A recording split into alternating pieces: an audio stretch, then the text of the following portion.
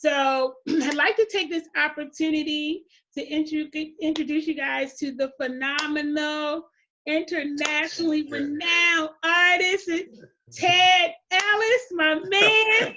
I've been knowing him. Really? Woo-hoo! Oh my goodness. He is, we got a little bit of African American art royalty in the place. Yes, I've been knowing, I'm sounding crazy. I've been knowing Ted for almost since I started collecting. We've been knowing each other for like 25 years. When you was a baby. Yes, when I was a baby in this You was a baby. And so he has watched this, y'all. He has not just coached me, he has mentored me, and he has cultured me, right? That's a new one, Rocky. He's cultured me, Leonard, in African-American art and collecting. You know, I've been able to meet a number of artists. Back in the day, you know, Michael was talking to you last week about the golden age of African-American art. It was around that time that I met Ted. And the interesting thing is, man, we like the Jacob Javits Center in New York. Wow. And you know, Temple University, October Gallery, Michael. Wow. Yep. Art on the riverfront in Delaware. Oh, Delaware. Wow. You know, the African American festival in Baltimore. Mm-hmm. So, and the Boone Show, man. Right. Cleveland Fine Arts. Cleveland Fine Arts. Yeah, and you know what? Mm-hmm. And then there was one, Christina, at the Camelot. You remember? That's right. At the church. At the Camelot. At the church in Upper Marlboro, which is now Bowie. And I don't know how you remember these things. Man, because you know what? Because I have stories at each one. Yeah, I remember that. Yeah. I have stories at each one. And so I could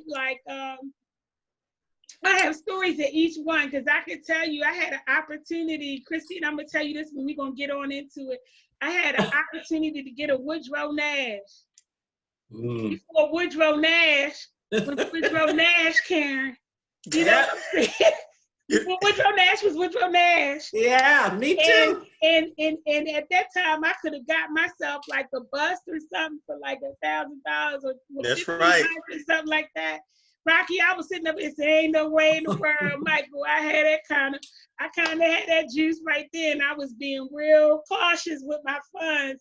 And then I think I was talking to Ted about this the other day. I think back at that opportunity, Michael. Man. Thinking about that opportunity, and I'm like, what in the world I was thinking, man, if I could have done that then, look, Daryl, if I could have done that back then, and it was just like 1,000 or 12 or 1,500 in the day, those pieces are worth about $8-9 grand. What was I thinking, right? So it's one of those teachable lessons for me. And Ted was there, George Knock was there. Yeah. You know, Walter and Kathy Shannon from E&S Gallery was there. It was a proverbial who's. Keith Golden. You know, everybody. Keith Golden was there. And look, E&S. and then I think one year I went to the show at the Puck Building, and Ted was up in the place with my girl from Lanham, Vargas. Who? Elba Vargas. Elba. Yeah, Elba Vargas. So I was like, Ted, what you doing? He said, and Reggie Coleman. Yeah. From where? From where? She was from Lanham, Maryland. That's where I live. Yeah. Yeah, she was doing a doggone thing. So I think that was 1 year. I live in Lanham. Yeah, she was a distributor. Yeah. A distributor of prints and posters. And I convinced Elba that she needed to participate in the Puck show. So she had James Denmark, myself, and a couple of other artists, and probably the most successful show ever in New York. Mm-hmm. I mean, in the country. Oh, yeah. Black Fine Well, Art. I love the Puck. Yeah, I love the National Puck. Black Fine Art Show. I think that day, I missed Daryl by a couple hours. No, Probably. I was there. You were like coming after me. But anyway, you guys, as you can see, we have a rich history together. We all are connected. That tells you, like, I think in when it comes to African American art, there are only like 3 degrees of separation. I think collectors know a collector that knows a collector. So even if you don't know the collector, somebody else that's a collector knows the other person is a collector. And so I'm just really excited that we can come together and share. You know, artists can share with collectors, collectors can share with artists. And one thing that I realized about this whole thing is that artists are also collectors. Right. Right? So the way that they do things, you know, Michael last week talked about a piece that he got from Charlie Palmer, and a piece that Charlie Palmer got from him that's right behind Michael on his wall. And so, you know, and I know that there's some work that other artists have in their collection. Some of them allowed me to go in the vault, Ted, and see what they have. And I've been able to see that different artists kind of swap and they do things with each other. That, you know, they have artists in and of themselves have a phenomenal collection. So Michael was your feature last week, right? Yes, Michael was the feature last week. Yeah, sorry I missed you, Michael. I have the first Monday of each month is a board meeting for me in the evening, an arts board that I'm on. So I couldn't join. So I apologize. No problem. No problem. But Christina, you can see most of Michael's session on Facebook because I did post it. Okay. Look for it. And it's also, I believe, on my YouTube channel. But let's go ahead and get started because we just went down. We just had a little. That's okay. That's a good thing. We went to a reunion, man. That was a part of my introduction to let you know how fantastic I think this brother is. He's doing some wonderful things. To me, he's a legend, but he's also a historian and a culturist. In the African American, I'm creating new words now. He cultured me, so he's a culturist in the African American art scene. So every time I get, he's an activist when it comes to art as well. And so every time I hang out with Ted, when I either see Ted or I talk to Ted, I'm getting a lesson. Like I feel like I went to a college class and I should be getting an A and 3 credits. But then we gonna move forward with that. But we're excited to have him, and we're excited to have you guys. And I don't see Leonard, but hey, Leonard. Oh, there's you are, Leonard. Okay. So I'm gonna go ahead and get started. So 5 questions, and then you guys can, if you have questions, can ask. We have a couple announcements at the end. And we're going to keep it moving. Number 1, Ted, how did your journey as an artist begin? Wow. You know, we have points of influence that sort of, get you excited, that motivate you. I had 2 relatives. One was an illustrator. And my second point of motivation, my other cousin, Albert did everything well, and he used to collect Marvel and DC comic books, and he would sketch and draw them, and so I just did the same thing, had a tremendous interest in it, and it just never left me. So from an early age, being motivated by comic strips. Books, from New Orleans. So when I was old enough, I was able to, take public transit and go to the French Quarters. And so this was this little bitty kid, probably about 12 years of age. My shoe size, I probably was wearing like a size 10. I was only 4'10". And they say, here's this little kid, this little black kid with 1,000 questions coming to the French Quarters. And I'd lead in and go to the public library and check out books off of Loyola Avenue and go back home and paint at the kitchen table. So, that was my early influence with art. As I got a little bit older and a little bit more involved, I started participating with classroom instructions. New Orleans Center for Creative Arts, NOCA, which is a school that's dedicated for the arts. I had a chance to attend there during the summer programs, and that took it to a whole nother level. And afterwards, I kept painting. I got into art clubs. We painted murals in the high school. We painted on the principal's wall. We had 3 floors, 3 levels that the principal let us have added on creating murals that reflected our culture and our history. And I just saw the importance of it, you know, the visual messaging in art and how it says nothing but says everything. And so I knew it was really a powerful instrument. Later on, went to Dillard University, got my degree in chemistry. I did well academically in school. So I said, you know, I'm gonna be a chemist. I thought it was hard. Majored in chemistry, was planning on getting my engineering degree.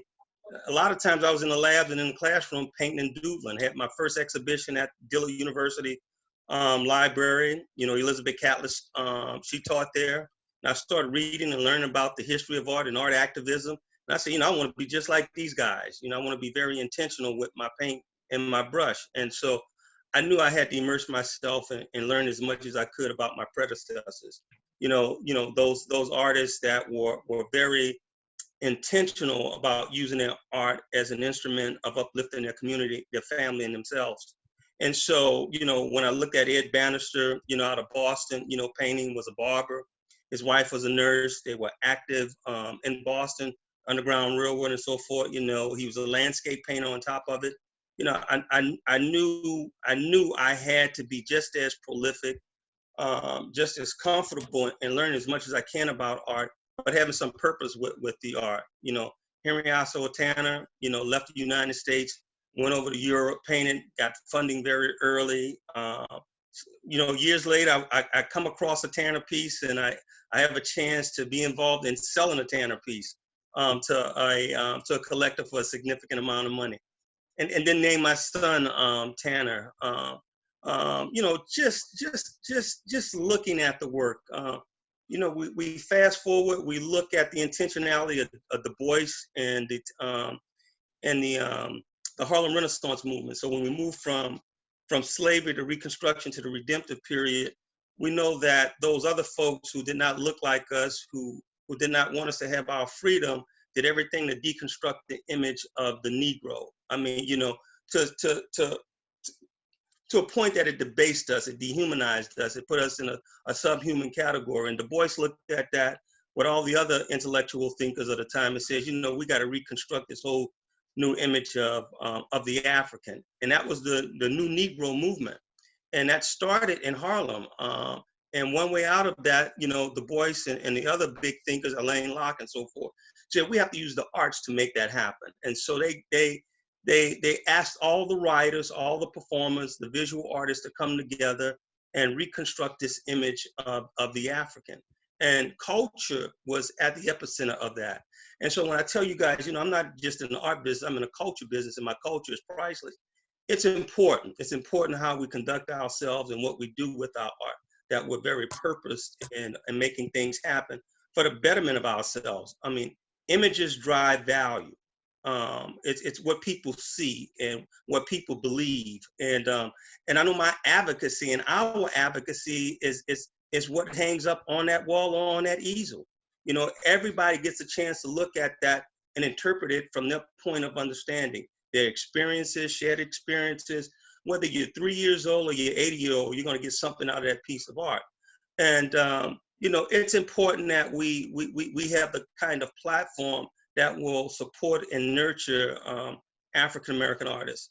It's very fragile out here right now.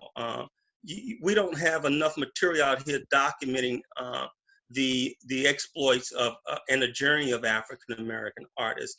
It seemed to be right at the end of the, I want to say the post-Harlem Renaissance movement, Jacob Lawrence and Bearden and Catlett, that we forgot about the importance of the artists. You know, Maslow hierarchy was that the artist was very much at the top of the apex. That we look for them for guidance, for intellect.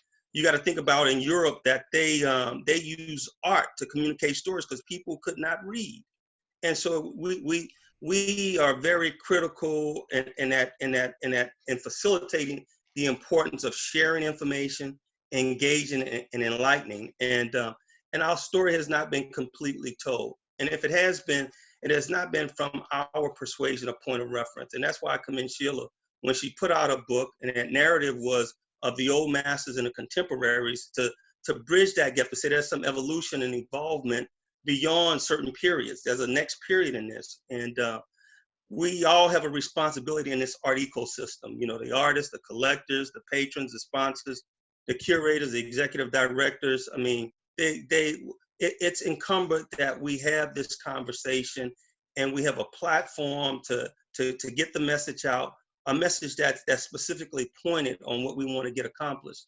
You know, culture is business at the end of the day in America and in the rest of the world. So from my early beginnings to right now, you know, it is about so much of advocating and activism. It's like what my contemporaries were very instrumental in pushing forward. I had a moment to spend several hours with Samela Lewis, and I had these big, bright ideas. We was by Dr. Diane Locke's house till 5:30 in the morning, and we were talking. And I said, well, we need to start doing videos. She says, young man, we did videos. Well, we got to start publishing book. We published book. Her and Benny Andrews sat in their living room, and you know, didn't have any documentation of them. So our artists were very scholarly, very intentional, very deliberate. I mean, Bearden was a phenomenal scholar. Jacob Nim was brilliant, you know, in telling that story and that narrative. The Toussaint L'Ouverture series, the Migration series, all that is literacy. That's visual literacy. And so, you know, I looked at that and was very intentional very early to say that, you know, I gotta have that continuation of telling that story. And so, you know, that has gotten me to this point.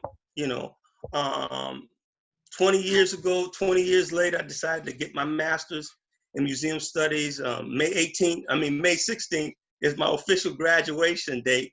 So I got the master's. My intent is to go ahead and get the doctor on cultural appropriation and how that impacts our community.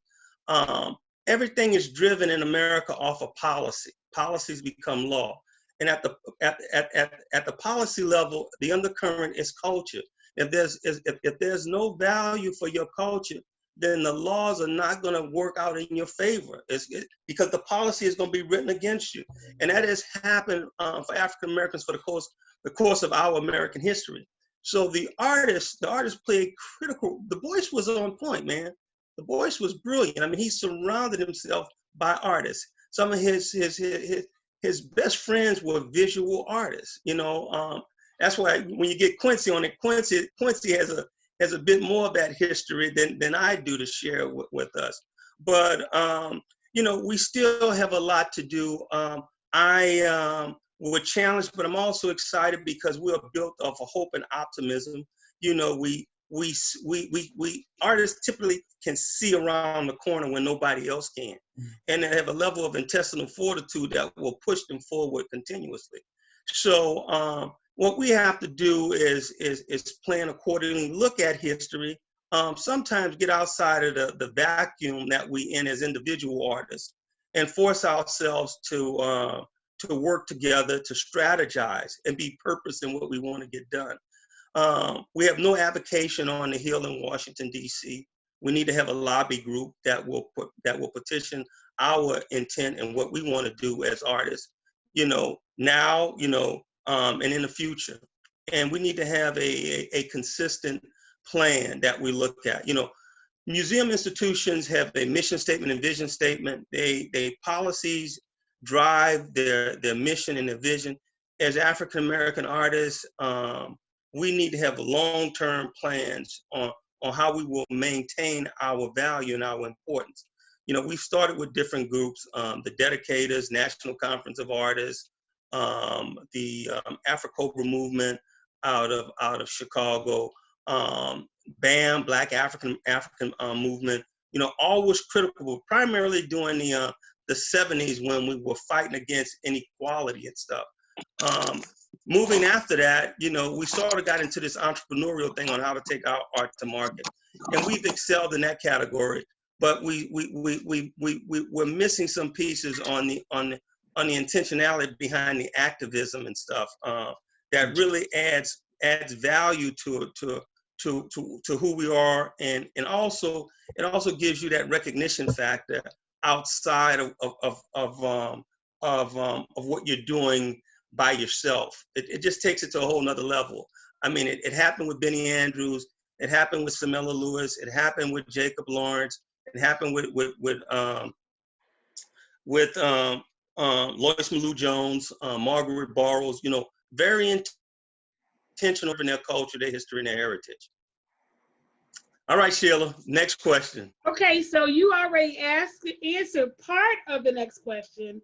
So my next question was, what have you been up to? And part of that I know was, I was hoping you would talk about working on your master's, but you talked about that. So talk to us about your work with the commission. So the 400 Years of African American History Commission was established under Public Law 115-102, and that's to celebrate and commemorate the contributions of African Americans under British rule since 1619. I tell you, was a major challenge for this commission because this commission was formed 2 months ahead of the anniversary year of 2019 with no federal funding. To this date, we've gotten $3.3 million to exercise our programs on writing a new history and what that looks like in the preservation of African American culture. So we've selected 400 schools that we have supported financially. We've also opened up a grant platform that we've been able to give out grants and execute. You know, $3.3 million for 400 years is not much, but I will tell you, you know, this is one of the few commissions that got funded, an African American commission that got funded. So the intestinal fortitude of the 14 members to be persuasive, you know, I mean, to stay in there, to stay in the fight, you know, for that recognition, it was a monumental challenge. We had the anniversary at Fort Monroe this past August of 2019, which was exceptional. We started the Distinguished Service Award to recognize those unsung heroes in the African American community throughout the United States. I'm also the vice chair of the commission, as well as the chair for sports, entertainment, and culture. And we're underway with you know, creating additional platforms and programs. We're going to be addressing definitely the issues of the economic disparity in the African American community, the level of incarceration, medical apartheid, the contributions of African Americans in music and dance and the visual arts and performing arts. I mean, those are areas that some are recognized and some are unrecognized in. We sunset July of 2021. You know, it's a passion of love for me. What it has done for me in a learning curve was to understand the mechanics behind how DC works on a political level. You know, how you have to go out and advocate, you know, where to go at and advocate, you know, who you're speaking to, you know, what's the topics of discussion, who's in charge of that? Is that the Ways and Means Commission? Is that the Department of Agriculture? You know, National Endowment of Arts, you know, who's been there working behind the scenes for the last 15 or 20 years. And so when I tell you that we don't have that much lobbying for African American artists on the Hill, it's probably nil and none. You know, the fact that we have the Smithsonian National Museum of African American History and Culture, you know, that's a godsend blessing. Lonnie Bunch, who's one of the commissioners on the commission, he's also has the Smithsonian system, as well as Dr. Rex Ellis, who managed the curatorial affairs for the Smithsonian, which is retired. He's currently the chair of the 400 Years of African American History and Culture. So it's the only federal institution representing African American history and culture since the Freedmen's Bureau Commission that started in 1865 outside of slavery. So, you know, a very important resource and entity that is advocating for the importance of our history and our culture. But that's just part of it. We have other organizations out there that have been working hard to do the same thing, ASALA. But the big disconnect is working collectively together. You know, singing that same tune, you know, with the same tonality and stuff. You know, moving in the same direction. That seems to be the challenges for us right now. Okay. So I know that Ted is sharing a lot of information with you guys. So I know the Q&A is going to be fantastic. I kind of feel that coming. Hey, Ted, why is it, I know where you're going, so here we go. Why is it important to collect African-American art? You know, it is so much our culture. It's so much our history. It's our flavor. It's our vernacular. It's our conversation. It's who we are. You know, and the visual medium is a powerful medium. I mean, it speaks and resonates to you. If you go West Africa, you know, contemporary West Africa, if you look at Nigeria, Ghana, customs and traditions, the bulk of the folks who left there during the slave trade that migrated to the United States and to the Caribbean and stuff came from West Africa. It was all about customs and tradition. So, you know, we have a tremendous affinity for color, for texture, for mood, for music. I mean, it's us. I mean, we've given the world our gift. Yeah. I mean, that's it. And yeah. It's a balance with nature. It's a balance with the universe. I mean, we come in line with that. It's a rhythm that we have.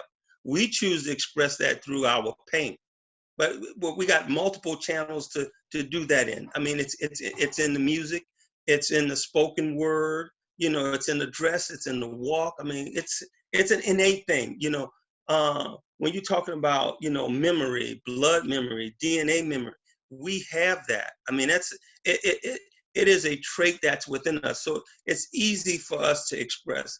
Art is a necessity. It really is. It gives us a balance. It gives us a wholeness. It gives us comfort. It gives us joy. It excites our memories. I mean, our thoughts. It makes us recollect.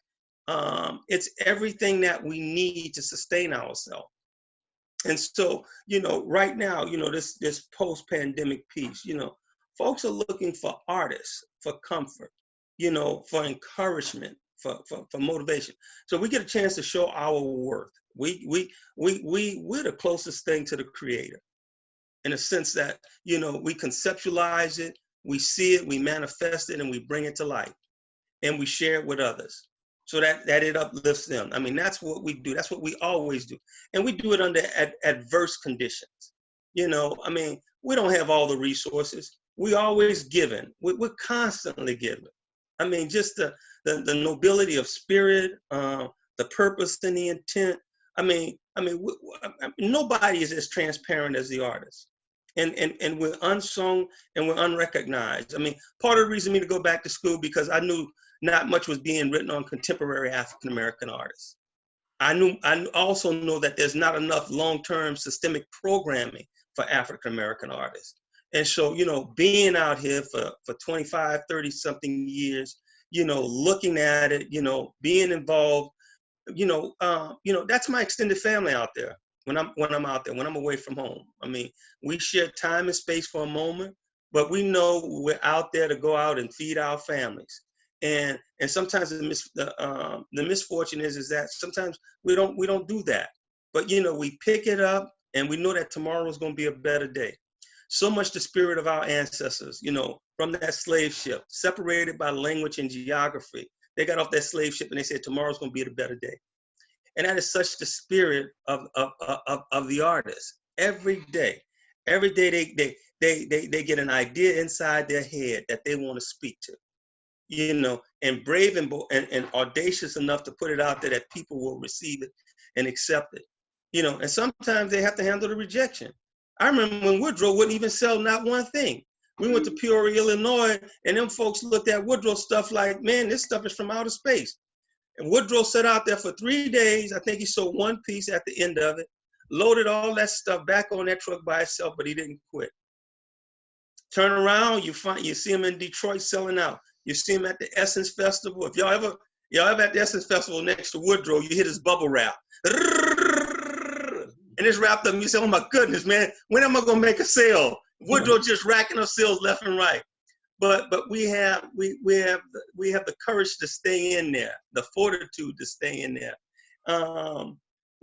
Sheila, it's I've been at this long enough to to see a lot of things through, to see the successes, to see the failures, to see the shortcomings, to see some dreams not happen for artists, and we all feel that. You live long enough, you see it. But when you see an artist and you says, Ted, man, I ain't sold not one piece of art, a ceramic piece of art. He said, I'm going back to school.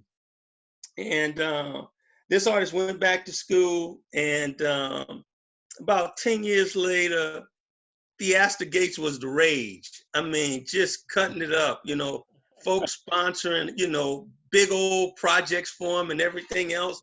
He's getting the NASA award in Dallas, first African-American get the NASA award. So, staying in the game is an important piece of it.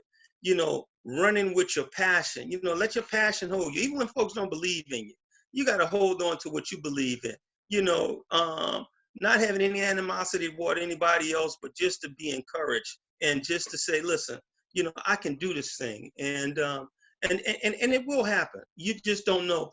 There's something about specificity, being spot on, knowing your target, and staying almost razor focused on it.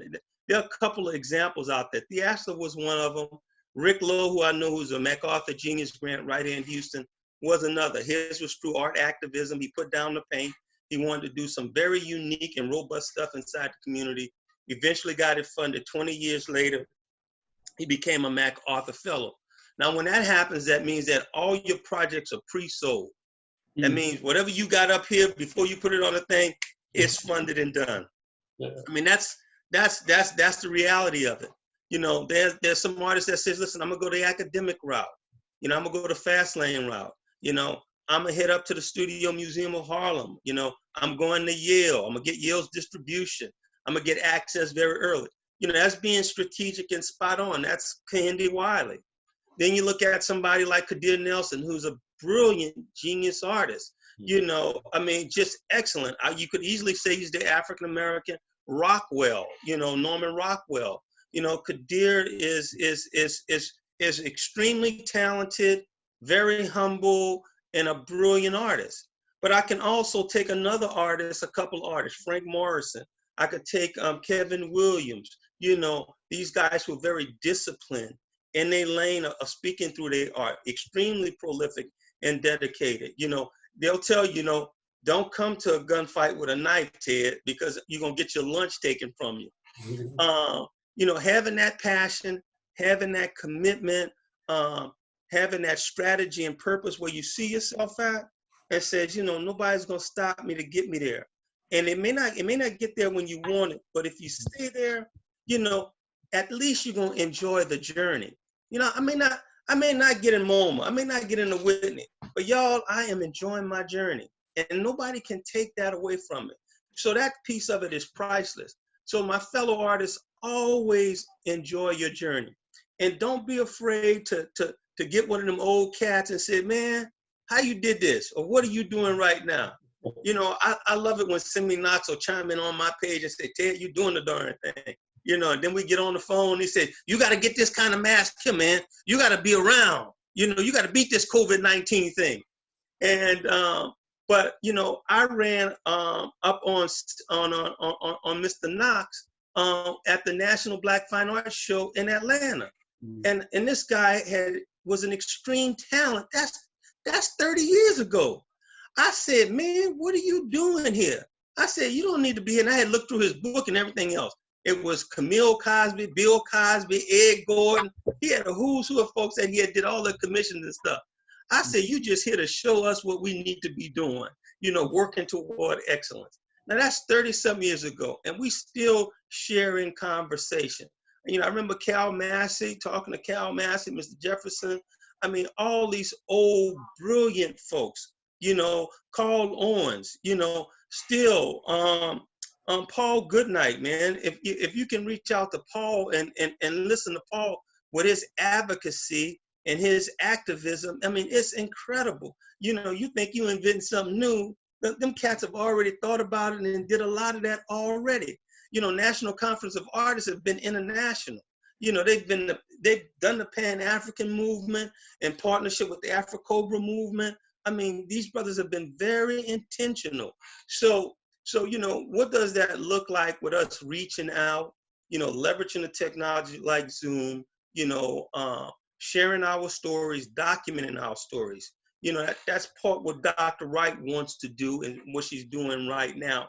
But we build upon that. You know, I'm encouraged. You know, we're in a bit of a flux right now because of the pandemic and COVID-19, but that does not stop us, and we have to continue to build and continue to leverage this opportunity for us, and it is an opportunity for us. Okay, so Ted, you've already answered this question, I think, but I think you may have more to add. And this is a two-parter. It was kind of one, but I put it. What drives you as an artist, as an art activist? What drives you? Well, you know, my assessment is that you know, inside of our community and outside our community is a respect for our culture and our identity, and culture is capital. You know, I mean, it's currency, and we need to understand that. We need to understand that across the board. We need to create the kind of programs that will magnify the importance of our identity, our past identity. So, you know, we don't run away from slavery. We absorb that, and we grow and we learn from that. That's part of our history. You know, so you know, grabbing hold of that, you know, telling that story, sharing that story. You know, that when we talk about resiliency, that's who we are. You know, to be able to bounce back, to get back up. You know, to mount the charge. You know, from the point where somebody is always holding you down, you find a way to get up, you know, and to excel. I mean, that's some strength in there. That's some resolve. You know, when, like I said, when you come over here, you know, not knowing the language or geography, and you find a way to build schools, to build churches, to learn the language, that shows a level of acuity, of strength, intestinal fortitude that's unmatched historically. So I own that, you know, and I tell that story. So when you're talking about, you know, the cultural bearers, you know, particularly African American women or African women who are responsible in West Africa, you know, when right before they were to get wed, they were reminded that they had to share their stories with their children, who they are, where they came from, what their religion was, and so forth. And that was incubated, you know, on those slave ships, that those stories were preserved and kept. And so when we got to the West Indies, when we got to the Caribbeans, when we got to the United States, it was our cultural bearers that were very intentional on making sure that we did not lose who we are and where we came from. And this was probably our most challenging time as Africans, you know, being torn away from their motherland. I mean, that's just, I couldn't imagine that, you know, how to sustain, you know, 6 and 7 weeks, 2 months, 3 months, you know, in the barren ship, in the bellows of a ship that had no AC, stench and filth, that they had to survive, you know, for the future of us. So I don't take it lightly, knowing the level of preparation that they had to for my future. You know, they saw that the unborn was going to be the future, that we were going to be the future. So I owe that to my ancestors to do the best that I can in what I do.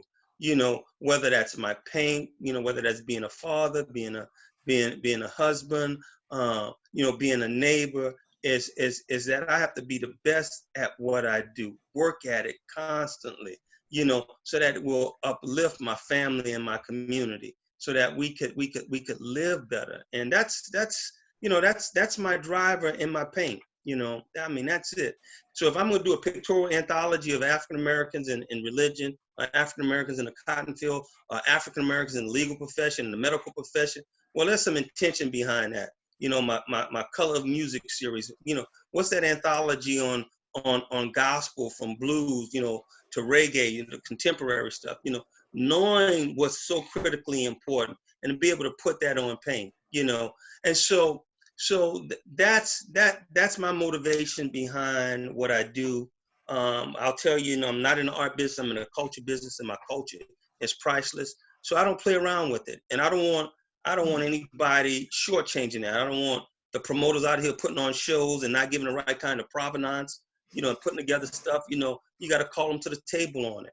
You know, exhibition opportunities, galleries, when they take the work and co-sign it from the artist, and you know, don't give them a signed contract. You know, what is that about? You know, they think the artist is going to forget about the work and stuff like that. And these artists are the ones that's telling that story and that narrative and making it a benefit so that you can provide for your business at the end of the day. So treat the artist, the genesis of it all, with the level of respect and notoriety that should be in place for them. It's so much we have to do. So much I got to get done in this little short time frame. So, you know, when I look at the NAACP Image Awards, you know, where's the visual arts category? You know, I mean, that's it. You know, where are the 100 contemporary African-American artists that are living now, or 1,000 African-American artists that are being showcased in programs with the Smithsonian African-American Museum, National African-American Museum of History and Culture? I mean, these are things that we got to figure out how to do. You know, Sheila, you got started with the books. There'll be volumes of books on contemporary African-American artists, you know, lecture opportunities, you know, showcasing opportunities. You know, how do we take this virtual medium platform, you know, and start funding artists? You know, my artists, for the most part, you know, it's challenging that space. They always got to make sacrifices. You know, I can tell you a lot of my artist friends who don't have insurance, whose family have been broken and splintered because there's a tremendous amount of passion for the arts and telling that story and that narrative. But it puts so much pressure on the family that it breaks the family. I mean, these are personal friends. You know, I've been blessed to be able to maneuver and keep things together, but it's always a major challenge. Okay, this is the last question I have, and I know there's already one in the group chat. If any of you have questions that you'd like to put in the group chat, you're more than welcome to do so. Or we're just going to have a free flowing round in a few minutes of questions. My last one, we have a couple of artists. We have a few artists on in the session tonight. So Ted, do you have any pearls of wisdom for young, emerging, or aspiring artists? Yeah, you know, early on, this curator says, you know, Mr. Ellis, don't let anybody steal your passion and your joy on what you do. You know, that's mom, that's dad, that's girlfriend. If you love this and this gives you everything, then you stay at it, and it will find its way. It will find its way to be shared with others. Man, you know, I will always tell you, you know, I ain't the best skilled artist. You know, I do what I love doing. But Walt Disney, Merck Pharmaceutical, ExxonMobil, State Farm, 400 Years of African American History Commission, Old Dominion University, the Sable Museum, Charles Wright Museum. You know, it finds a way. Listen, your passion plan is your best plan. That's it. It's what your passion. I'm gonna write that down, Leonard. These are some good T-shirts. Okay. You know, that is it. You know, your joy in work, man. That is it. And when you do that, you know, you just call the universe to you. It just comes to you. My brother-in-law has a young brother, Maurice Hicks. And I said, Mo, don't you ever change your style. You just keep doing it, man. You do it, you do you. And Mo cutting it up in New Orleans, doing him, his own kind of way. your own, you know, we explore, we go through this, but you're gonna settle in your own artist thumbprint, your DNA. It's gonna come out, and you're gonna know it. You're gonna know when you just feel comfortable in doing it, you know. And you have folks gonna say, man, you just, you know, you ain't doing everything you're supposed to be doing in that paint, but it's my paint.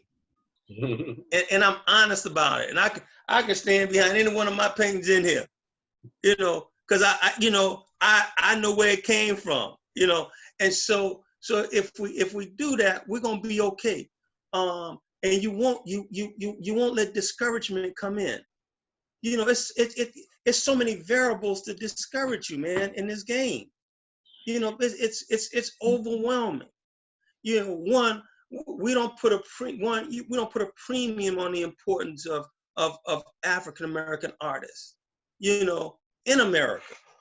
Two, in our community, we don't see the art as a major priority. For a few, but for the most, it's not. It's just not there. Because when you have an artist, I'll tell you an exceptional artist right now in the Maryland area, Pancho Brown. Pancho was probably 10 or 15 years ahead of me in the art game. And has been exceptional, has been prolific. I mean, have watched the market. At this point in time, a university would have said, you know, we need to document his accomplishments, his life accomplishments right now. He shouldn't have to go out there and be the entrepreneur in doing that. We're gonna do it anyway. But the other folks in academia, you know, the gallerists, the publishers, the dealers would typically come in that space and do that. We don't have that as African American artists. You know, we got to self-promote and do everything till we create enough value that other folks want to jump on it. And then during that time, you know, well, he self-promotes too much. But I can say, you know, I've added tremendous value with my images that has enlightened you to move you to a point where you weren't, you know, and your development as a collector, as a patron, as a sponsor, as a curator. So what we do, you know, it gives so much value, but that value is not given back to us the way it should. That's one piece that of the puzzle that we have to fix. You know, we short of. Let me say this: our artists are like probably a raw diamond, just needs to be polished, and that polish is the infrastructure, that platform, and that foundation that gives you an opportunity to nourish. So if I say, you know, hey, this year, this one young artist, you know, we've looked at this one young artist, we're going to bring 20 patrons over there, and we're going to buy a significant piece, and we're going to place that piece. We're going to have a strategic plan to place that piece in the Reginald Lewis Museum for that one young artist.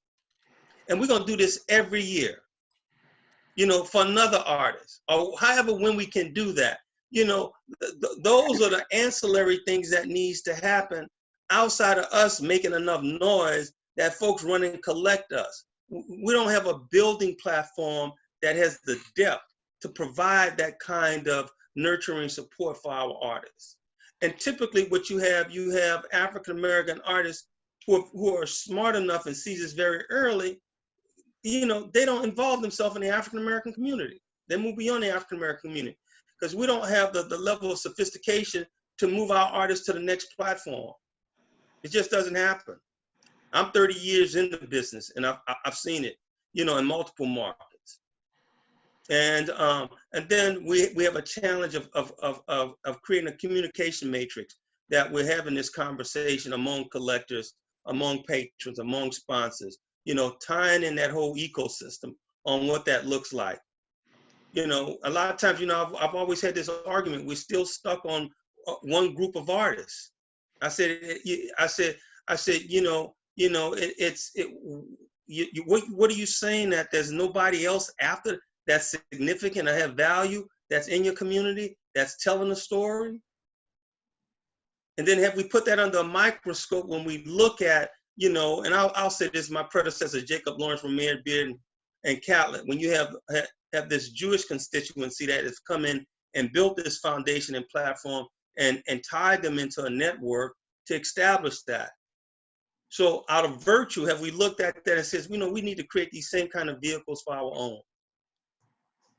And that's what we have to do. We have to take our own, see the value in it, define it from our point of reference, and open up these opportunities and lane for our artists. Instead of letting other folks decide who our champions are. And then we come behind and support the folks that they picked up and said are our champions. There's nothing wrong with that, but it's not defining our own from our own community. And so, you know, that's part of what Catlett and well, Catlett when she left and went to Mexico was frustrated, but Samela had the artistic acuity to really think this through, along with Benny Andrews and several other artists, National Conference of Artists, who looked at this and says, you know, we got to shore this up, and we have to do it ourselves. And you know, they looked at the Renaissance artists, and they says, you know, we just got to take it a step further and figure this stuff out. And they had some patrons and some sponsors that would do it. You know, some of them insulated and themselves inside of academia. You know, Lois Lou Jones was at Howard University. And, you know, she was able to really execute some programs, travel abroad through the State Department. E.J. Montgomery helped the artists to get abroad and get them sponsored and stuff. But we don't have these kind of significant programs and outreach right now for our artists. We got to cleverly figure that out ourselves, which we can. We have technology. We have platforms like Patreon and stuff like that. You have Najee Dorsey is doing a phenomenal job with Black Art in America. We're trying to envelop everybody in that art ecosystem. That's critical. But we're you know, we're sort of like in the beginning stages of this new gold rush now. You know, we get to define it, we get to participate in this, and for the young artists like y'allself, man, you know, it's wide open. And so what I'm saying, you know, be encouraged. You know, don't be afraid to, you know, to pull some nuggets for some other artists so that it could expeditiously move you forward. And it's a good sounding board. You know, Kadir didn't do that all by himself. He had an uncle who was a wonderful illustrator that guided him. And so, you know, artists will take the time. I mean, we all grinding. The young and old are still grinding. But, you know, out of respect and stuff, when you come with respect, you know, we're ready to just go ahead and give it to you. You know, take it and run with it, young artists. You know, make it happen. And, you know, we want the older artists. I'm old cat now. We want y'all to take it and run with it. You know, I mean, be tremendously successful. I want to get out here, you know, I want to get in DC. I want to advocate for the artists, you know, at a national level, you know, look at the programming in place like that, you know, get with Sheila, you know, how many artists in this particular area, you know, that we got to get some shine on, you know, what do we got to do? You know, what's going on? You know, it's a mounting task, but, you know, we make no excuses. Our ancestors make no excuses. And we pull our narrative together, we package it up, and we present it. And you know, I you know, Charles Bibbs and Pancho Brown have been at it, man. I mean, those guys have been doing it for a long time. You know, Gilbert Young is another one who have been towing the line and pushing it forward. Andrew Nichols, you know, I mean, he does with the Harlem Fine Arts Show, but Andrew's a good brother and an activist too. And it's a lot of them, man. You know, but this is a hard journey, man. It can be a hard journey. That's why I say you got to enjoy your journey. You know, I watched some of my friends expire, you know, in their journey and stuff, but I know they didn't have any regrets. I know Albert Fennell didn't have any regrets, you know, outside of leaving his family, but Carl Owens didn't have any regrets. You know, I mean, they had a love of life, you know, for the arts. And Dale Washington, who just passed, Louis Delasaur just passed, you know, all of them in their own kind of way, they embrace their passion to create and tell stories, you know, in their own kind of way, their voice. Each one of us have our own voice, man. You know, we have to enjoy it and, you know, and put it out there. So So Ted, so we have one in the group chat already, one question from Christina. Okay. You are sitting in front of one of your works, and I know some folks have been dying to see that masterful creativity behind you. So can you tell us, can you tell us about the piece behind you? Yeah. So that's called My Old Quilt. Gosh, it's probably about 9 years ago. I went to an art festival, Fairhope Art Festival, one of the oldest festivals in the country, and I won grand prize. That's the top prize. They give you like $2,500, and all the patrons come in, and they pretty much buy everything out your booth. Mm-hmm. And first African American artist to ever win grand prize, and it was an incredible outdoor show. I mean, they Fairhope is a robust art community in Fairhope, Alabama. A lot of the writers, film folks come from the East Coast up north, and they situate themselves in Fairhope, Alabama, on this peninsula, this beautiful peninsula. And each year they have this art show. And what I did with this piece, this is a replica, but I sort of embellished it with mixed media. Mm-hmm. And so, I got these bones and different objects and beads that I've been incorporated and having fun with it. So, just an art inspiration thing. And then how, when you talk about objects and artifacts, you're talking about, traditions of Africa. I mean, we take a little bitty stuff out of nothing and make something of it. Mm-hmm. And so that's part of me doing that with My Old Quilt. Okay. Hey, you guys, that was the only question in the group chat. So, okay. Guess who's coming on board? So first of all, let me just do this. During the last month or so, we've lost some true legends, and we talked about that last week. And so I just, we had a moment of silence for David Driscoll, Eugene Foney, Ron Witherspoon, and Louis Delsart. And so I just want to share this. We have some artists, phenoms on here tonight. Aside from Ted, his colleagues, we have Michael C. Gibson in the place. We have Karen Buster in the place. We have Karen Clark in the place. Also, wait a minute, y'all see that sculpture behind me? That's some Karen Clark right there, man. Nice. And then we have none other but my coach and director, the one and only who Ted was talking about, just came in the room. Mr.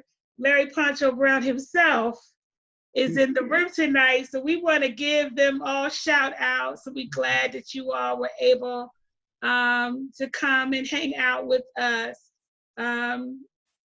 And if you would like to be showcased at one of our future sessions, just let me know. But does anyone have any questions for Ted? We're doing really good on time. Anyone have any questions? Rocket, good. Yeah, I have two questions. One is really simple. I'm just curious how you can get involved with your commission in any capacity, because that's really interesting to me. But the second one, and I feel like I can just message you later about that. Okay. The second one is maybe more of a conversation, something I'm curious about. Because Leonard and I actually did go to Yale, and there's recently been this podcast, the David Zwerner podcast, that interviewed Antoine Sargent and the photographer Tyler Mitchell. And they were talking about how there seems to recently be like a lot of artists coming out of Yale, out of the MFA. Oh, yeah. Did you hear it by any chance? No, I've just watched it over the years though. Yeah, I'm curious what you're thinking or what your take on the whole phenomenon is. Like you just said, like we're at the beginning of like some sort of gold rush. Do you think it's sustainable, or what do you think? Well, I mean, information is moving exponentially. The global economy is small now. And so this whole push of the contributions of African Americans artistically has always been debated for a very long time. So when you're talking about the annals of American art history, we've been excluded. And so the very active art curators, art historians were saying, listen, we need to correct that. What does that look like? We need to be more inclusive. So you had exhibition opportunities with the artists, pretty much out of that spiral art movement, with Bearden and them was pushing Whitney in the MoMA to have exhibitions. That has been a continuous struggle for a very long time. Institutions like Yale, who has a robust African American studies program. I mean, it's just hard not to recognize what they have done. When you're talking about pushing with diversity and inclusion, that has been one of the leading institutions. They also understand the dynamics of culture and the business of culture and economics. I mean, even at Harvard, when you look at the Harvard Gallery, which is a museum, objects and artifacts. Objects and artifacts tell a story of priceless stories. It's also instruments of wealth. You celebrate it, you institutionalize it, and the value typically moves exponentially. So you create value with that. Yale has done a phenomenal job on recognizing contemporary artists of their choice and pushing them through their distribution and their network of affiliates. And those affiliates could be museums, corporations that have a high propensity for supporting Yale and their program. And so when you look at a product or resource like African American culture that's undervalued, it's what Yale has taken advantage of. It's the same thing with Michael Rosenfeld. So when he becomes the dean of African American art, I mean, this Jewish art dealer, that just tells you where the value is established at. Yale does a very good job of making that happen once you fall in their distribution. And there's a protocol with that. It's their associations with those institutions, museums, curators, and so forth and whatnot. It's relationship driven. So you see those guys, Barclay Hendricks and stuff, have come out of Yale. You find that they have a higher propensity of success than your normal artists. So when you have an artist like Romare Bearden or Catlett that has to put 30, 40 years in to get recognition, and the only push through is because of their activism. When you get an artist that comes through a program and gets in a Brooklyn museum and every major museum around the country and every major art program, or art fair, it's like, well, here's the keys to this car, because of that. And so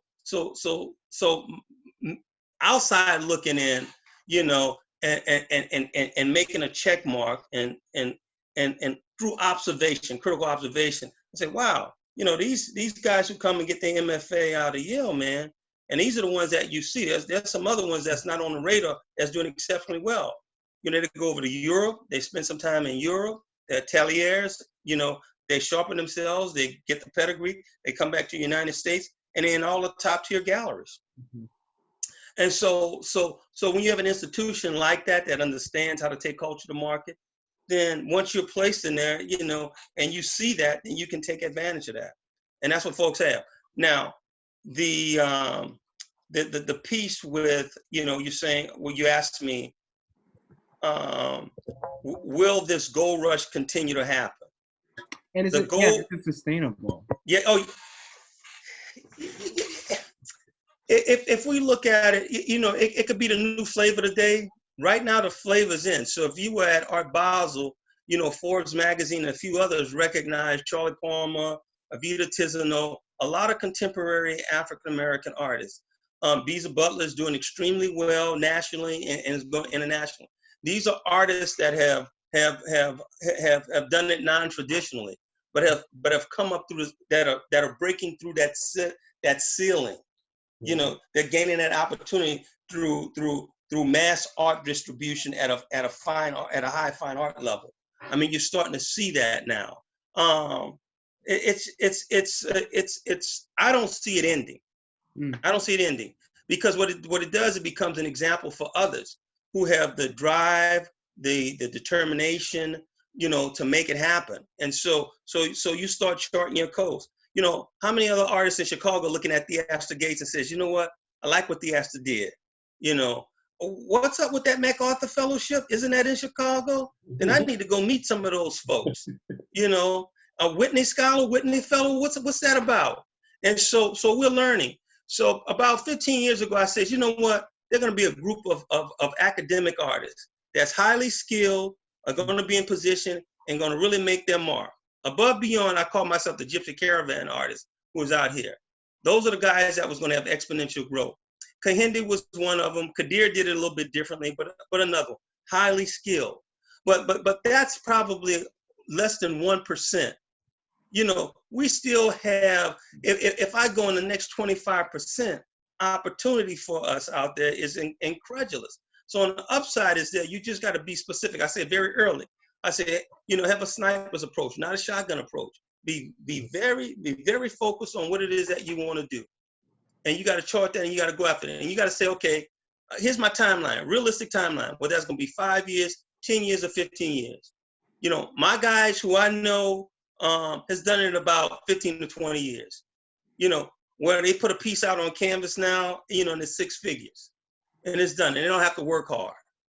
That was the time in. So, you get real fast lane, and you understand, the system, then you could do it in about 8 years.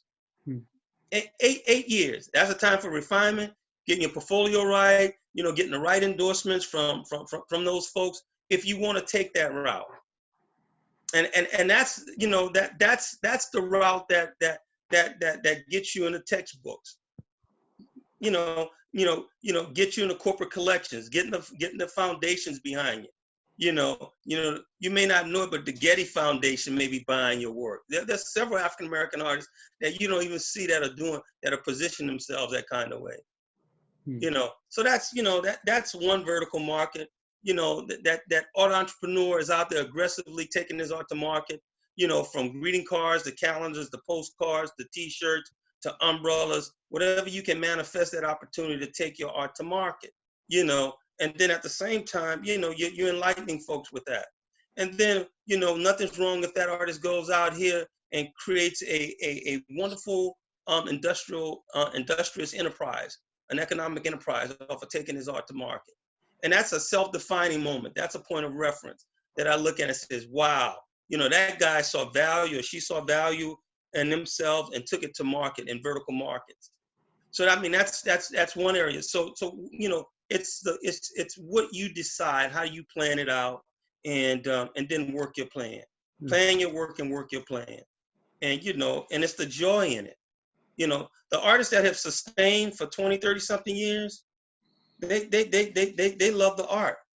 They love their art. They love to tell their story their kind of way. Wow.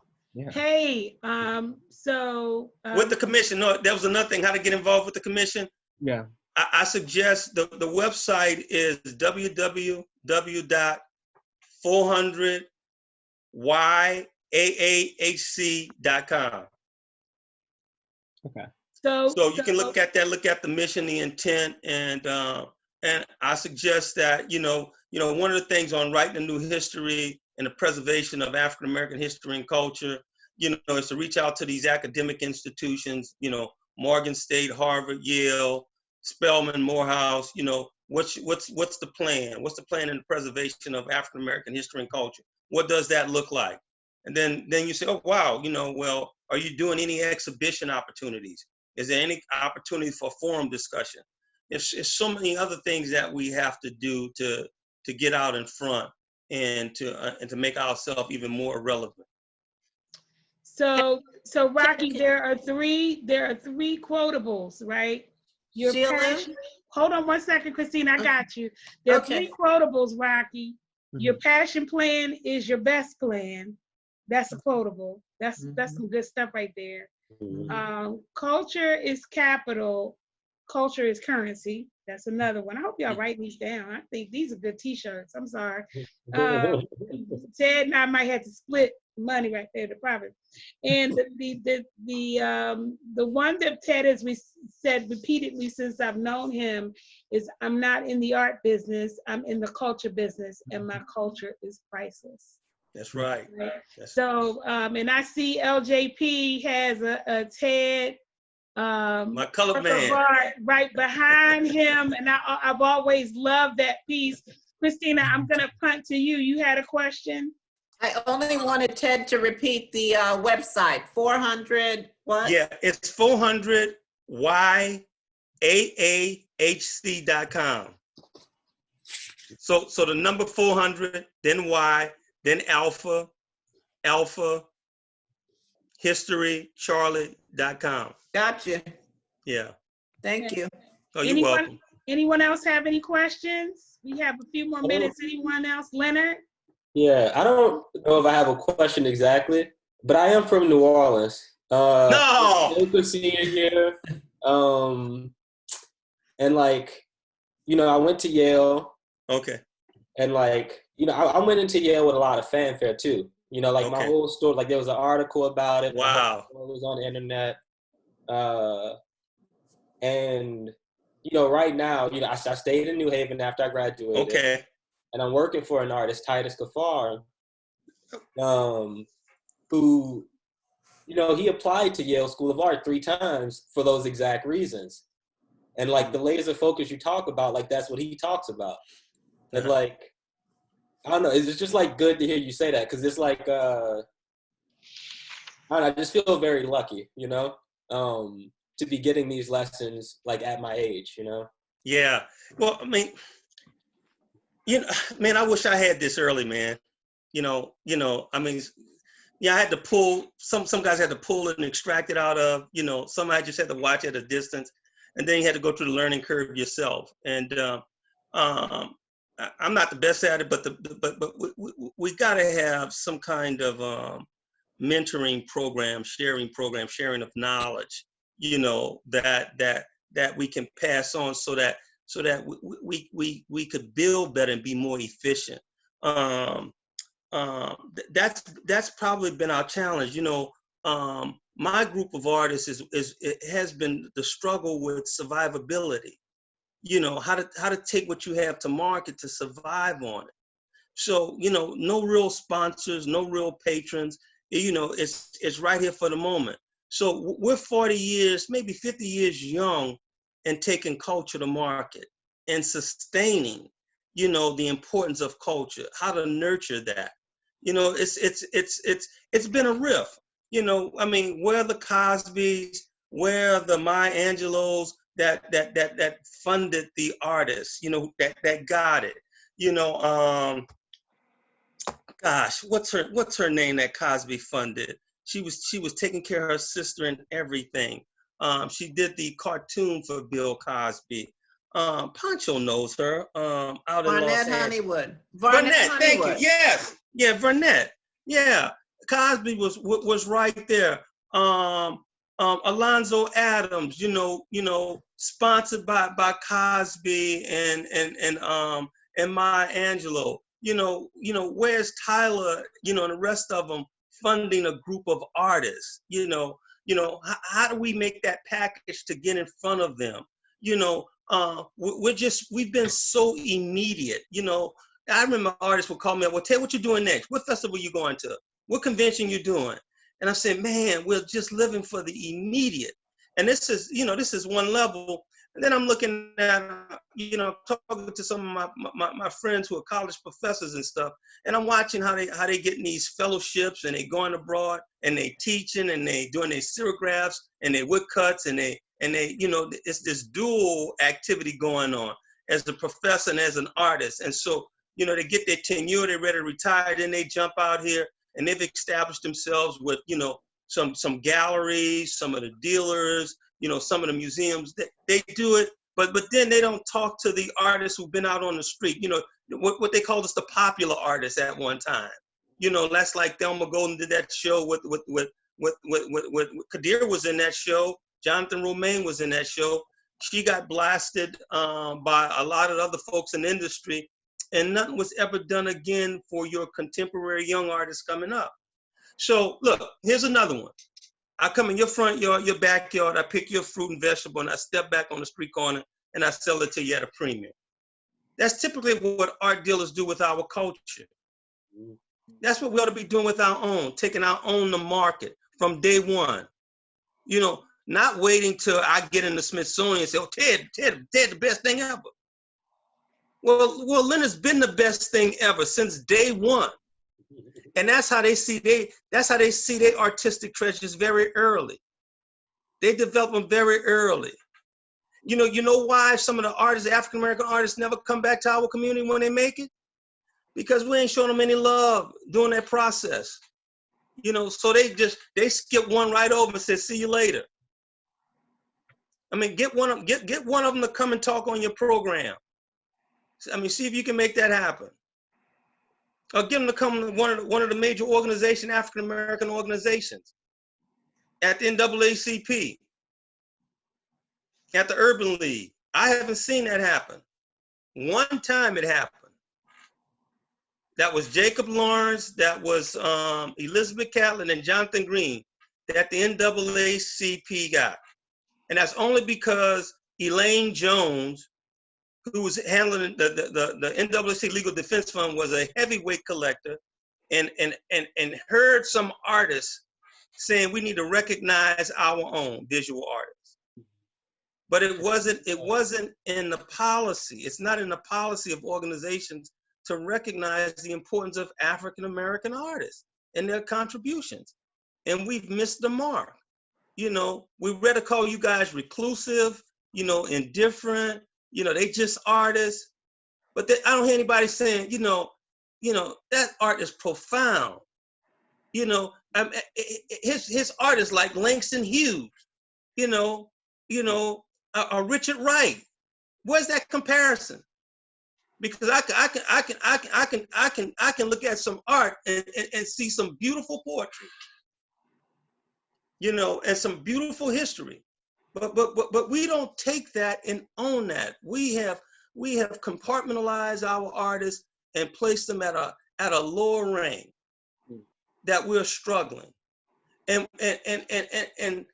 what does that bode well for the next generation of talented African American artists who parents says, you know what, I see a glimmer of hope and potential. I'm going to get you in the institution that's going to get you there. But what's frightening, we don't have the infrastructure to support our best and our brightest. You know, that's what frustrates me. And so, you know, the time has come where we activate and we plan. I mean, we really have to you know, work collectively together. I don't have the total solution in it, but you know, just watching, you know, looking at platforms like this, I see a national platform coming out of this. You know, the Zoom conferencing, the talking, the programming, the funding. Listen, the museum industry is a $700 billion industry.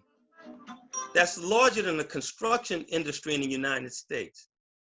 What percent of engagement are we having in that? And so that's to be considered, not just with the art lovers, but with the business lovers, you know, on how we manage this and position this, our culture and our history. Yeah. That's what creates value. Do you think, you know, when I go into a museum, you know, how many images do I see of myself? I can take you to the Museum of Fine Art of Houston right now. They don't have a tear sheet on their African American art collection. They don't have a catalog. They don't have a book, but they got one of the most profound collection of African American art. What's the message in that? Now that's a museum institution. A museum institution is dedicated to preserving and documenting their objects and artifacts at every level. And if you don't see that there, what's wrong with that? And so when I look to the leadership in the African American community of Houston, and I'm saying, man, we got some guys who are almost a billionaire, not even saying anything that sits on the board of the museum about this collection. So when being culturally malnourished, you got that, Sheila? Uh-oh. Okay, I'm writing it. So when you culturally malnourished, you miss the importance of these objects and artifacts that represent you that should be fully documented. So Houston is a major epic center of high commerce and trade. In every major center of high commerce and trade, you have a major museum. Boston, Los Angeles, Washington, New York, Miami, Houston. Am I missing somebody? Chicago. That's seven. High commerce major museum. What's the funding capacity for African American artists? Who's advocating for that? Who's speaking to that? And so if nobody else is taking the challenge and the responsibility, then it really falls on the artist at the end of the day to not only be the artist, but to be the advocator, to be the activist. And that's so much history repeats itself all over again with Samela Lewis and Elizabeth Catlett and Jacob Lawrence and Benny Andrews and all those guys who National Conference artists, you know, were in the fight for cultural advocacy and economics, because culture is economics, big time. And it shouldn't just be a little subset. I mean, we need to have this big think tank dialogue going on at these universities. This conversation at Yale, this conversation at Harvard, at Princeton, at Morehouse, at Spelman, at Howard, you know, Morgan State, Dillard University, Xavier University. You know, and so I, you know, there are multiple challenges that we have to navigate. You know, we have to see ourselves as a family. And when I say a family, I'm looking at the collectors, I'm looking at the patrons, I'm looking at the artists, I'm looking at the curators, I'm looking at the galleries. You know, what's the plan? What's the mission? You know, what's our policy? You know, institutions that stand and last for a long time, they have a policy. They have a policy plan, you know, that drives their mission and vision. We need to have a collective across the board. And we need to have that level of syndication that we can come at specific points in time and have this conversation. And we have to take that charge to DC to have some advocacy for funding. Funding starts at the federal level, it filters down to the state and then to the city. And if we don't know how to do that, then we're troubled. But we got to get other players in there. We got to get them to see us more than what they see us at right now. Okay. Yeah. So we are at 8:30. So we may have time for one more question. So does anyone have any question? Anyone else have any question? Mr. Mora, it's good to see you. It's good to see you. Let me get here, and it's good to see you all too. This is a wonderful conversation. Congratulations. Thank you, sir. If you all don't know me, I'm Elizabeth Catlett's son. There is the invisible man, Ralph Ellison, in the back there, over there, by the Hudson River on West Harlem, yeah. And the one thing that I would like to start a dialogue, you know, I'm a jazz musician, and I've worked with Sun Ra, with Max Roach. I've been very blessed working with some of our giant histories. And I always have seen a relationship of musicians, visual artists, poets. You know, I had the opportunity of working, you know, with poets as well. And it seems to me that our strength has always been because of our struggle. And our struggle always leads to two things: survival first, you know, like you're talking about, and second, freedom. And this is what we teach the planet, and that's that they follow us, you know, and the point. And we always have to maintain the struggle in order to provide universally. So my, not question, but my concern or my dialogue is, how do we bring all of our different art disciplines in the same collective forum that you are talking about? What is the thinking behind, you know, bringing the musicians and bringing the poets and bringing the visual artists and bringing the dancers and, you know, this collective thing that makes us a lot more stronger, and it gives it more visibility, you know, in one realm or in the other one. Institutions are going to do what institutions do, and we're always going to be a fault at them anyways, regardless. So we need to defend and protect ourselves collectively, and that's my thought. Okay, let me shut off. Put my mute here. Thank you so much for having me. And I need more information on this so that I can appear regularly, okay? Okay, I'll make sure you get it, sir. So I will send you, are you on Messenger? You muted. Are you a Messenger? Like Facebook? Yeah, this is how I found you on Facebook. I was just nosing around and I said, wait a minute, there's a Zoom meeting over here of Black artists. Let me see what's going on. Wow. So I will make sure you get a personal invitation from me every time we have a session. And there's some, if you go to my page, we've had a couple of different sessions already with Curly Holton, who mentions your mother a lot in there, because I think he went to actually stay with her and intern with her for a while.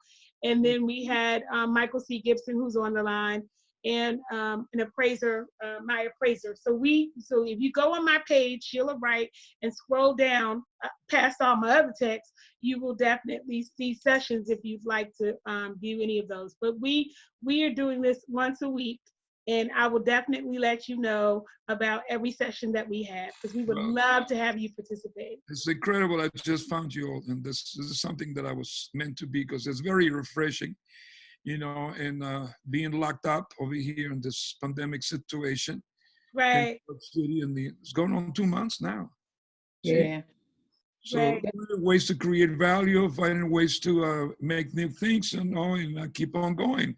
Hopefully we'll come out of this one wiser and stronger than we ever been, because we need to continue the work. Yes, sir. Yes, sir. So we are at 8:34, and I know Karen was looking at her watch. I did see that, Karen. How you doing? Look, I was 1 second for you. I would like to say, Ted and I go back to our Dillard days, and I want to tell you, I know this was in terms of what you're doing, but I just want to tell you, in terms of an artist to an artist, I'm extremely proud of you. I know one thing that has always been, even from back then at Dillard to date, is your compassion. And I think that it continues to flow from then to right now. And I thank you for that, because, you know, whether or not you're an emerging artist, you've been here a while, you're older than you, whatever, when you speak, people listen. I'm one of them. So I thank you for that. I thank you, Sheila, for also continuing to do this. So again, right on, brother. Wow. Thank you. Go ahead, Ted. I'm sorry. I appreciate the opportunity. You know, I just think, you know, so much of our future is in the hand of our you know, young people and stuff. And you know, what I have not been diligent in is the sharing of information with that next generation of artists. You know, I charge my seniors with the same thing, you know, and here I'm doing the same thing that they did. And you know, it's like you impede progress. You know, you want progress to be, you know, exponential. And you know, I want to do a better job of that. So I want to encourage the young artists to reach out to me as much as they can, you know, when they can, so that, you know, they can extract as much as they can from me now, you know, and use and leverage that. And you know, that just makes it better for all of us. And I say that because for the ones who did share with me when I had time, you know, whether it was with Paul Goodnight, Charles Bibbs. I mean, Pancho very early. Pancho was the first artist I reached out to. I was in Decor magazine. He had an ad in Decor magazine. I called him up. He said, "Man, just do your prints and get out there and do it." And I said, "Wow." He answered the phone. And so, I got to be 40-something years ago. I was in Baton Rouge, Louisiana. And so, that was another artist, contemporary that was willing to share and impart some information. And so, that set my course, my sails. And then, I got very intentional. I started picking up my books, and I got a wonderful library, books on African American art and art history, and started reading. One other thing I do want to say, because I was back and I lost my train of thought when I was talking about the culture bearers and the responsibility of women. So in my museum studies program, there was we had to do a report, and we had to take 10 artists, 10 African American artists.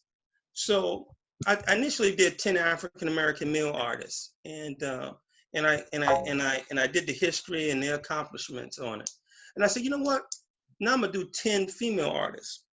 And I was very intentional when I did the 10 female artists, because these female artists was the likes of, Lois Malou Jones, Samela Lewis, Elizabeth Catlett, Margaret Burroughs. And I realized when I thought about, West Africa and being the cultural bearers and their responsibility, that we have to be institutional builders, not just artist builders, institutional builders. So the legacy of Lois Malou Jones at Howard University, Samela Lewis with the 3 museums, on the West Coast, the Sabo Museum, the Southside Cultural Arts Center. Margaret Burroughs. Yeah, Margaret Burroughs. Yes. And so these women, crossed the path of Elizabeth Catlett very early, all of them that she imprinted. And so they were all intentional on building institutions. Mm-hmm. So the message in all of that is that we have to be institutional builders. So at the very core, when that common thread, that commonality is that we have to have the mindset of being institutional builders. And that means that level of selfishness that we have to give up to the community to build the community. And that's such a critical piece. Now, Mr. Moore was talking about, building the musicians, the entertainers, and so forth and whatnot. That clarity of thought is profound, because that was part of the conversation very early with W.B. Du Bois. That after the degradation and deconstruction of the Negro, because folks of the other persuasion had just beaten that image down, that the new Negro had to be created. So that was so much the movement of the Harlem Renaissance. And so the question is, how do we get the rest of the folks together in the other art disciplines, that we're on that same page and that same mission? And that means that if it starts with us, we got to have the same voice, the same collective voice as a group of artists. That's why it was so pivotal very early, that National Conference of Artists, the Dedicators, the BAM art movement, the Afro-Cobra movement had their mission and a vision statement on what they wanted to get accomplished. And as a group, then we can go to these other factions of the arts that represents the art. The folks that are in theater, the thespians, the actors, the Black Actors Guild, we need to touch on the singers and so forth and whatnot, and make our argument, our compelling argument. That means that we're precise with our conversation and our plan and our intentionality of what we want to get accomplished. He mentioned 2 things: struggle and freedom. If it's any time to make an ask right now and then think about a deliberate ask and have a plan of action, it's right now. We got time to put this together, and we have no excuses. We have a mode of communications to get out expeditiously, whether it's Meetup, whether it's Zoom, whether it's free conference call, we have the ability to get that out and do that. So there's a charge for us to sit still for a minute, not only think about the economics, because culture is economics, but we got to get strategic on what our plan is and how we're going to get that accomplished. And we can make those inroads. Ain't nothing new. I mean, those artists, when they got together, they were able to knock down the doors of the Whitney and MoMA and get those art shows. And when nobody else would write about themselves, they would. So the advocacy is a critical piece. What we learned from history is that you have to have advocacy with your creative responsibility. You have to have activism with your creative responsibility. That's very intentional.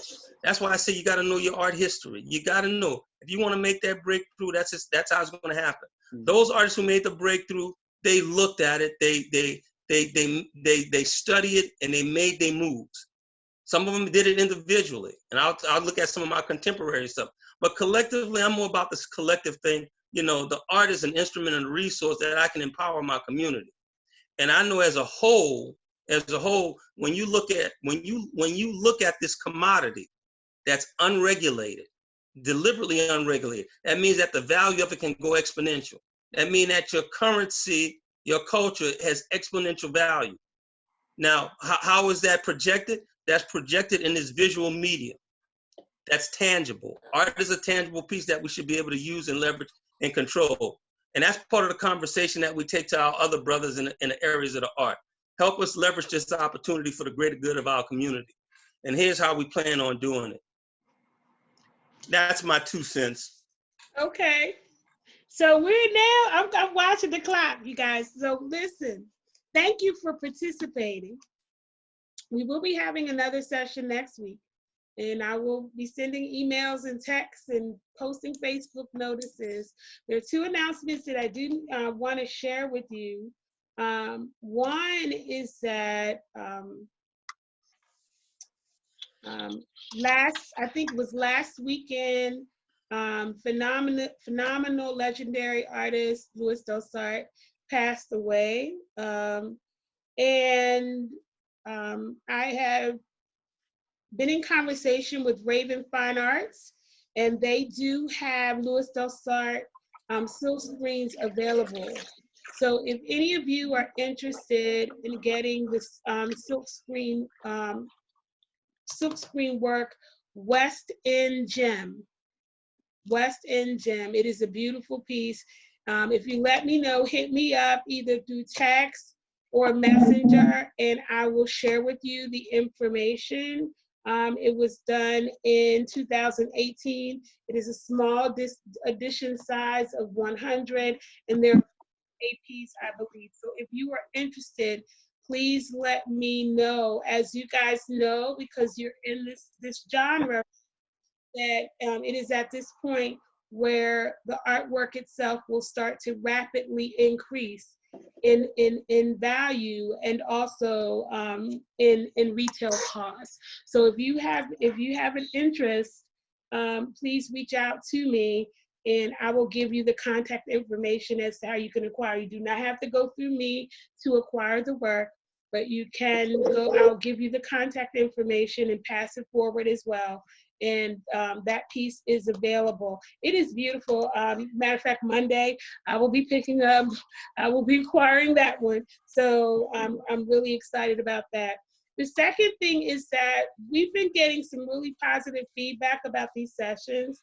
We will continue to have these sessions. We will continue to have these sessions weekly.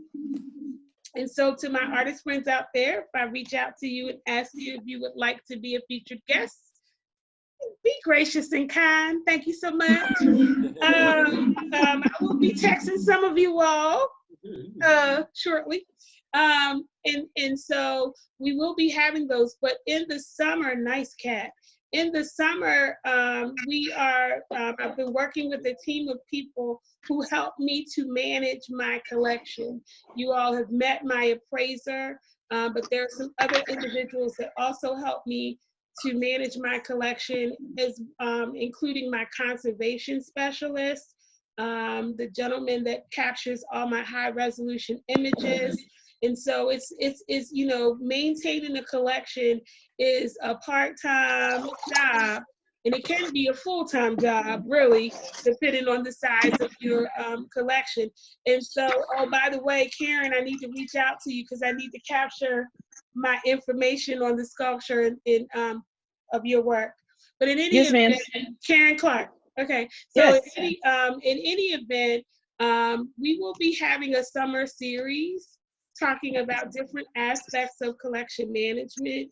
There will be a cost associated to that, but each session we already have a lineup of what those sessions will be. We have about 6 or 7 sessions lined up, and so as we get a little bit closer, or like towards the tail end of May, we will be sharing with you the different topics we will be covering, and hopefully, as we get that information out, you can share that information with your friends and participate. There will be handouts and all of that, some good information for you to remember. So we have those are the 2 announcements. We have, you know, summer series coming up. We'll continue to offer these sessions for the rest of May and summer series, and we might do a few sessions that are just like this one throughout the summer as well. So if things are gonna pick up for us a little bit, we want you to share this with your friends. The more the merrier. This has been a real successful opportunity for us to get together, artists and collectors and artists as collectors, and share with each other and grow and learn together and network. My last piece, I didn't know Mr. Mora was going to be on the line tonight, so excited. So Mr. Mora, this is a book of my collection. It's about featuring 70 works of my collection. As you can see, your mom's piece is on the cover. Survivor, which is my favorite Elizabeth Catlett linoleum cut. My favorite. Okay, I know people love Sharecropper, and Sharecropper was fantastic, Ted, but Survivor speaks to me. Wow. Okay, and I am a true fan and lover of her work, and so I'd like to connect with you through Messenger or whatever and get your address so I can send you a copy of this book. There are 3 generations. There are a few works of hers that are featured in this book. I got all of the paperwork on permission, so we good. I didn't do anything crazy, but I wanted you to have this, sir, because your mother, as an artist, is a trailblazer. She was a trailblazer and legend, and there, you know, she is, I would say, one of, if not the, my favorite female artist. I just love her work, and that's all I can say. I love her work, Rocky. She's in here, Rocky. Her work speaks to me and just does something to my spirit. And Ted can tell you he's been to my little home galleria. Very nice. And she is prominent in it.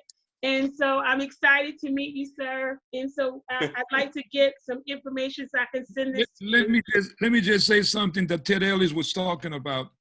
When he go to a museum and is looking around for something that looks like him. And I asked my mother, just contribute to this reunion, you know, what motivates you to do your work? He says, I'm trying to do something so strong and so fine that it can go into a museum. So when our people go to a museum, they have something that they can relate to. Right. Yes. So I can tell you the first time I saw a sculpture, I don't have any of her sculptures yet. That's a goal. But when I saw, that's a goal, I might have to sell a couple of kids and have my collection to be able to afford it. I'm just joking. I don't have any kids. But anyway, and I don't believe in that marketing stuff. So whoever's listening, don't. It was just a joke. But in any event, I saw a sculpture. My first vision or my opportunity to see a sculpture was at the Stella Jones Gallery in 2004 in New Orleans. And I think I stood there and cried. So I just, her work just affects me profoundly. So I just wanted to share that. You guys look forward to getting a notice about next week's session. And if there's nothing else, please stay safe. We want to come back here together again next week. Let me ask a question real quick. Is Monday better or Tuesday better? Monday or Tuesday, or it doesn't matter? It doesn't matter. Tuesday's better. Tuesday's better, I agree. Tuesday's better. Okay. Sheila, I have that, my commission call every Monday, so it's at the same time. Okay, so what I will do is I will switch to Tuesday. Yay! So I look forward to seeing all of you back here next Tuesday, and I'll send out the notice, okay? Perfect, so you perfect. have a wonderful, does somebody have a question? No. No, I just want to say thank you. Thank you, Ted. Thank you, Thanks, brother. guys. Appreciate Thank it. you so much. Have a wonderful Thank you, Ted Ellis. day. The man, the myth, the legend. What's up? What's up? Oh. Have a good one, you guys. Stay safe. We're going to do some great things. Safe. All right. So Thanks. Bye. Thank y'all so much. Ted, what's the email I can? Oh, yeah. Ted Ellis Art @gmail.com. Okay. Okay, Devo, I will send you the particulars, okay? Yes, thank you. You're welcome. See you guys. Thank Good night. Bye. Thanks, y'all. Good night. All right, Rocky. Thank you.